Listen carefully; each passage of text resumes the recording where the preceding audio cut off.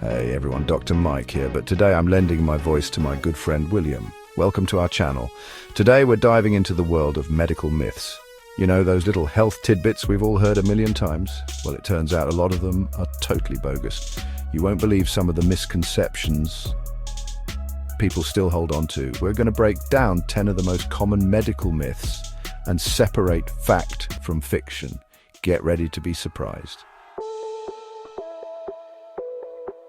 Let's start with a classic. Drink 8 glasses of water a day.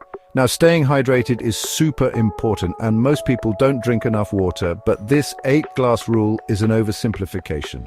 The truth is, your individual water needs depend on a ton of factors like your activity level, the climate you live in, and even your overall health. So, how much should you drink? Listen to your body. Thirst is usually a good indicator, and you can always chat with your doctor to figure out what's best for you. I bet you've heard this one from your mum a million times. Stop cracking your knuckles, you'll get arthritis. Sounds like something a grandma would say, right? Well, it turns out grandma was wrong. While that cracking sound might make some people cringe, it's not actually doing any damage to your joints. Studies have shown that knuckle cracking doesn't lead to arthritis. That popping sound is actually gas bubbles being released in the joint fluid. It's totally harmless, although maybe a little annoying to the people around you. Ever notice how parents always make sure kids wear a hat in the winter, saying they'll lose all their body heat through their heads? It's a well-intentioned myth, but still a myth. While it's true that our heads lose heat faster because they're less insulated, we don't lose more heat through our heads than any other part of our body. Think about it, our entire body radiates heat. So bundle up in cold weather, but don't stress too much about the hat. Starve a fever, feed a cold. This old saying might rhyme, but it doesn't hold any medical truth. Whether you're battling a fever or a cold, your body needs proper nourishment to recover. When you're sick, your immune system is working overtime to fight off the infection, and that requires energy. So instead of starving yourself, focus on eating nutrient-rich foods and staying hydrated. Vaccines and autism separating fact from fiction. This myth is not only untrue, but it's also potentially harmful. Let's set the record straight once and for all. Vaccines do not cause autism. This dangerous myth has been debunked by countless scientific studies. Vaccines are one of the safest and most effective public health interventions we have. They save millions of lives every year, so please get your information from credible sources and get vaccinated. Can cold weather really give you a cold? We've all been there. It's freezing outside and suddenly you feel a sniffle coming on.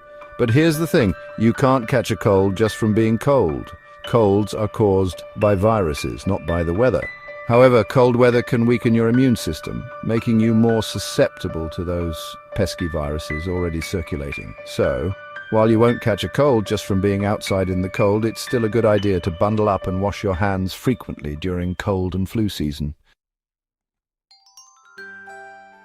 Carrots are delicious and nutritious, and they're good for your eye health, but they won't magically give you superhuman vision. This myth likely started during World War II when the British spread a rumor about their pilots having exceptional night vision thanks to carrots. While carrots are rich in vitamin A, which is essential for eye health, they won't drastically improve your vision. Sweating out toxins, not how detox works. Sweating is a natural process that helps regulate our body temperature, but it's not a primary method of detoxification. Your body has its own built-in detox system. Your liver and kidneys work hard to filter out toxins and waste products. While sweating can release a small amount of toxins, it's not a significant amount. Shaving doesn't make hair thicker. Here's why. Ever notice how your hair seems to grow back thicker after you shave? It's an optical illusion. Shaving doesn't change the thickness, color, or rate of hair growth. When you shave, you're cutting off the hair at the surface, leaving a blunt tip. This blunt tip can feel coarser and appear thicker as it grows out, but it's not actually any thicker than it was before. You use 100% of your brain. Myth busted. This myth is so pervasive and so completely false. You use all of your brain, not just 10%. Our brain imaging research shows that we use virtually every part of our brain, even when performing simple tasks. The brain is incredibly complex and interconnected, and every part has a specific function. Stay curious, stay healthy. Thanks for watching. If you enjoyed this video, don't forget to like, comment, and subscribe for more myth-busting content. There are so many health myths out there, and it's important to be critical of the information we come across. Always consult with your doctor or a qualified healthcare professional before making any decisions about your health. Stay informed and stay healthy.